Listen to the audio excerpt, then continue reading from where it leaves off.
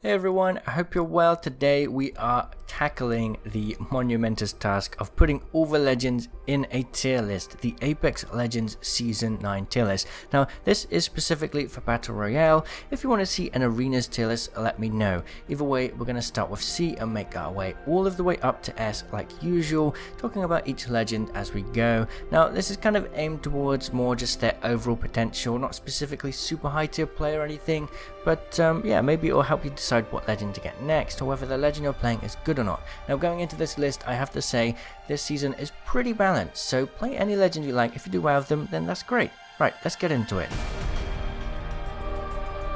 Starting off in C tier, we have Rampart. I am a Rampart main. I love Rampart's abilities. I think her walls can really zone down players and give you a lot of control in the midst of the carnage. But the thing is, she can be pretty immobile and she takes a lot of micromanagement that a lot of other legends don't really need to worry about. They can just press the tactical button, it can do something for them very simply, whereas Rampart takes a lot more planning and skill, and if you just sit there and set up your walls and just hope that people come your way, it's not really going to work. People are going to just run all over you. Rampart's tactical is pretty decent though. Rampart's passive is also pretty good, but with the Spitfire nerf, her value that was kind of there in Season 8 has dropped down a little bit, and on top of that, her ultimate is still very situational.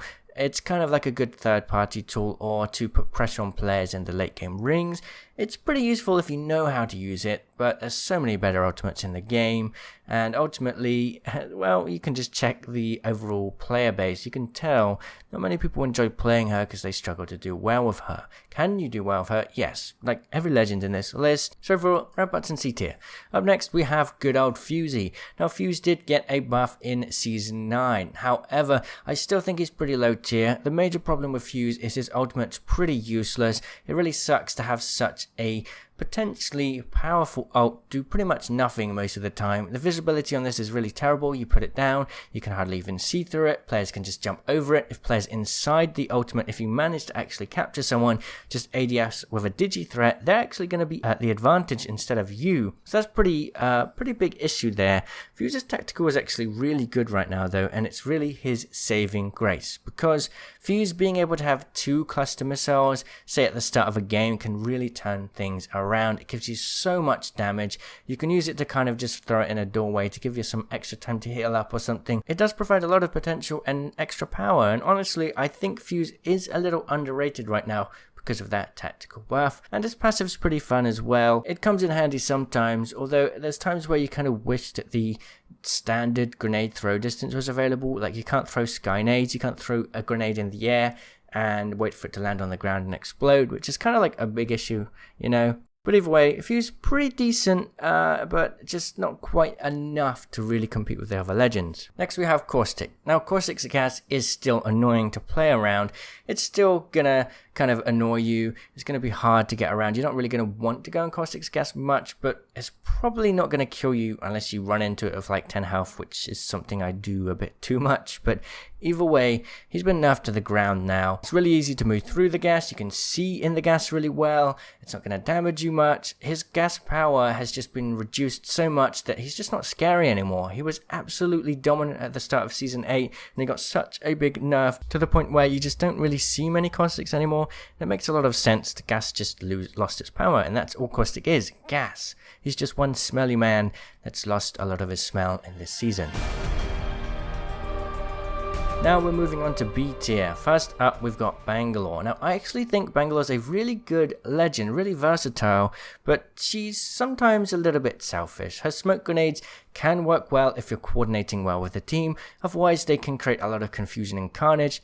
Good news though is that the visibility is better than in Season 8. They fixed that now, and it's really hard to see through the smoke, but sometimes in amongst the carnage that can actually be a bad thing for your teammates, but you know, it could work well for you. Bangalore's passive has always been really amazing. It's really nice to be able to have a quick boost of speed, whether you're strafing in fights or you need to back out very quickly. A really good ability, and Bangalore's ultimate is also really powerful for kind of creating some opportunities to reposition or slow down enemy pushes, but a lot of the time people will just use their abilities to get around the missiles or just walk through them before they explode, so it's not quite as effective as many other repositioning tools in the game right now. Ultimately, Bangalore's solid. She's basically the best example of a well-balanced legend, because she hasn't changed in so long, because she doesn't really need a buff, she doesn't really need a nerf, she's just middle of the pack. She's decent, you can do really well with her, but there's not really anything amazing about her abilities. Next up, we move on to Lifeline. Now, Lifeline got a bit of an upgrade and a downgrade at the same time.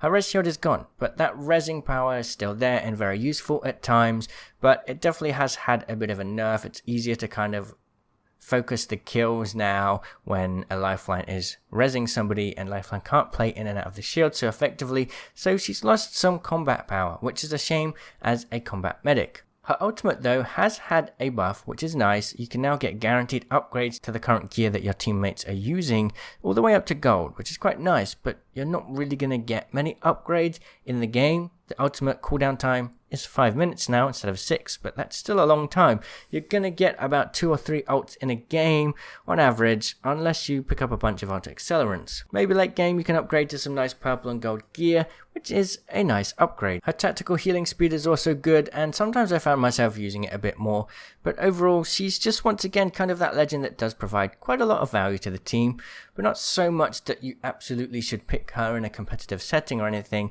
There's so many better choices. Gibby kind of revives better than Lifeline does, Mirage revives better than Lifeline does, Loba has better overall looting potential than Lifeline does, so you can see why she's kind of lower tier. Of course, one underrated change with Lifeline now is she no longer has low profile, and she is probably the legend that suffered the most from low profile, because low profile legends used to take the same damage to the legs as they would to their body. Other legends take reduced leg damage, and Lifeline was like 80% legs, so this was kind of a big issue, but no, that's no longer there. She's going to fare better basically, which is nice. One legend that's going to fare perhaps even more is Wattson, who I would argue has the best hitbox and animation set in the game now, since Wraith's hitbox has been nerfed, as well as her animations. So if you want a legend where you can just focus solely on fighting and not even think about abilities, then Wattson can be a pretty good choice. If for some reason you don't want to play Wraith, obviously Wraith's get out of jail free card with her Q is super useful, but Wattson's an alternative, and once they fix the electric fence, then maybe she'll be better off for you. She has a really good hitbox, she has really good strafing, the fences can work well to zone players up close in some situations. But besides that, she doesn't really have that much value. She's a bit boring to play. Sure, if you can set up for the late game and set up her ult and have enough ultimate accelerant so that you can keep that ult going so that people aren't just going to push you as soon as it goes, that can be useful, but she doesn't have as much power as she used to have when she could put down multiple ultimates and never have them run out unless they get destroyed. So she's been dropped down a little bit now. The meta's kind of gone away from her.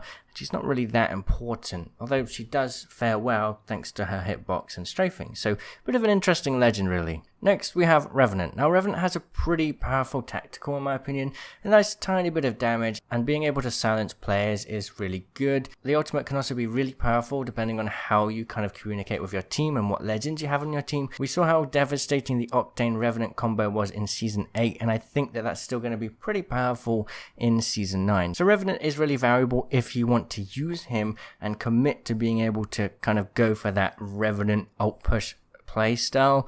Otherwise, there's better legends. He's super tall, he's kind of easy to hit. Sure, his passive can be useful in some situations, but not really. Ultimately, these big tier legends are decent and they can do really well. They're just not taking the spotlight right now. The same can be said with Mirage, who I think is still pretty underrated. You could do so well with Mirage if you learn how to be a really good bamboozler. You can fool people enough to just basically get free peeks, free kills, and just completely run wild with his abilities and just do some crazy stuff. If you're a really great Mirage player, I think there's nothing stopping you from going all of the way to Pred, to be honest. That invisible revive can be really valuable too, and even the invisible respawn thing as well, which is pretty decent. So overall, I think Mirage can be really, really good. It's just when he's actually in the midst of things, he doesn't really have too much available for his team when his team's actually alive. If the bamboozles don't work, he doesn't have any mobility abilities or anything like that. So once again, he's decent, but he's just sort of middle of the pack at B tier. Next we move on to A tier, starting with Loba. I think Loba's a really good legend in Season 9. She's had a really nice buff to her tactical. It works most of the time now, and most importantly, you can move at full speed when you're throwing it, which is really, really valuable. You're never going to be pushed down anymore really, because you can just slide, jump all over the place and just keep yourself mobile whilst the ring is traveling through the air. Such a good change for her. Her ultimate cooldown time has been nerfed, but the ultimate is still as powerful as ever, so you're really going to be able to do well with it and get gear pretty much on drop. You still have that kind of start ultimate charge, which is really going to allow you to like get some good stuff pretty early on, which is really valuable in my opinion. Being able to constantly top up with tons of ammo as well throughout the game is just really helpful, especially in late game ranked when, you know, the ammo supply is kind of dropping down a bit. Ultimately, Loba has some really valuable loot powers and a decent mobility ability, just overall a really great legend. Next we have Horizon. Now Horizon was nerfed massively. She went from what I would consider the best legend in the game to just A tier. Now she is still going to be pretty good on Olympus and Wild's Edge right now because there's a lot of verticality and that gravity lift is still going to do really well. Her mid-air strafing is still really good. I mean the strafing that she gets from her passive. She can do some really good bunny hops, she can do some really good tap strafing, wall jumping. All of that really high speed movement is really good on Horizon. So she's still going to be really good in combat because of that. She just can't sit on top of her gravity lift anymore, which is quite a big nerf, and her ultimate is still really strong as well. So she's still a really good legend, she's just not the best anymore because she's lost a lot of that pressure that she could get by just sitting on top of the gravity lift and strafing back and forth like crazy. Next we have Crypto. Crypto has had all sorts of quality of life changes to kind of keep him relevant, but he's always been a pretty good legend if you can have a team that can coordinate well with him. You need to be able to communicate with your team so that you can give up your own control of your player character and take control of the drone to do ult pushes or scan the area for players. He can be really good, especially in ranked when you have a coordinated team. Otherwise, it's a little trickier to use Crypto, but he does have some nice changes that can make him pretty powerful these days. You can respawn your teammates, you can get your teammates' banners, you can open care packages from a distance to see what's inside, you can quickly see how many squads are in the area, and there's tons of banner frames around now, so that's easier to do. The ultimate can be really powerful to create pushes off of. Crypto can be really good and can help to carry your team to a victory if you coordinate well with your team. Next we have A+. We have basically the movement legends. We have Pathfinder. He no longer has low profile anymore, which is really nice. His grapple is really good. The cooldown isn't as good as it used to be, but the momentum and speed and distance you can get on the grapple when you use it effectively is just so incredible. And you can't deny it's still the best movement ability in the game. It's really only limited by that cooldown. Pathfinder Zipline can also be useful in many situations. You can go further than the tunnel, the phase tunnel that Wraith has, although you're a little bit more vulnerable, but it allows you to get some pretty good height advantages as well, so pretty good ability in my opinion. His passive is kind of a mess right now, but at least he still has a recon, which is nice. Moving on, we have Octane. Now many people may disagree with Octane still being this high. Yes, he takes 20 health per stim now, but he's still really effective at pushing and creating good flanks and just being really mobile, and his ultimate is still such a really powerful ability for you and your team to reposition, disengage, engage, whatever you need to do. The speed and momentum and distance you can get on this is really good, and the fact that all of your team can use it as many times as they need is really powerful. Many people will just argue that Octane is just for pubs and he just pushes and all the Octanes on your team just get themselves killed, but if you play Octane well instead of just being aggressive and stupid, he can still be really valuable to the team, honestly. I now have to talk about Valkyrie. Now Valkyrie I've put in A+ tier. I think that her passive mobility is really good to be able to reposition in and around buildings very effectively. That gives her a lot of power that no other legend does because you just have so much repositioning power because the ability is based on her passive. You know, it has a limited amount of fuel, but you can still move around a lot.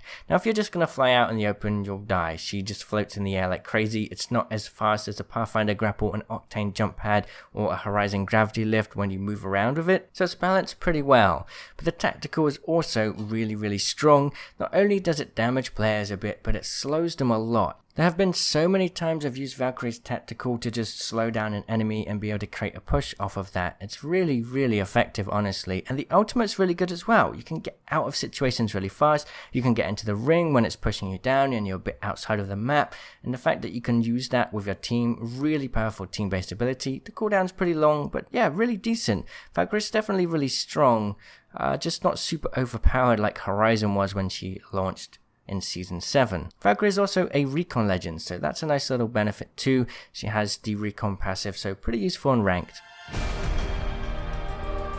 Finally, we have S tier. First is Wraith. Yes, Wraith had her hitbox nerfed, but she doesn't have low profile anymore, and the fact of the matter is her tactical works differently to other abilities, because unlike other mobility abilities where you actually have to move through the game and can be shot at, you're invincible when you're in this mode. You're literally invincible. There aren't really any abilities like that in the game, and that provides so much power. It doesn't just provide you repositioning power, it provides you time. Precious time for third parties to come, for your teammates to come and help you. It's one of the best abilities in the game, perhaps the best tactical, if you're the kind of player that just likes to play aggressive, focus on your aim, and just have that as a crutch when you need it. The ultimate has been nerfed to the ground, but is still really useful for repositioning, because once again, you can pair it with your tactical and basically make yourself invincible and untouchable whilst you create a portal for you and your team to travel through.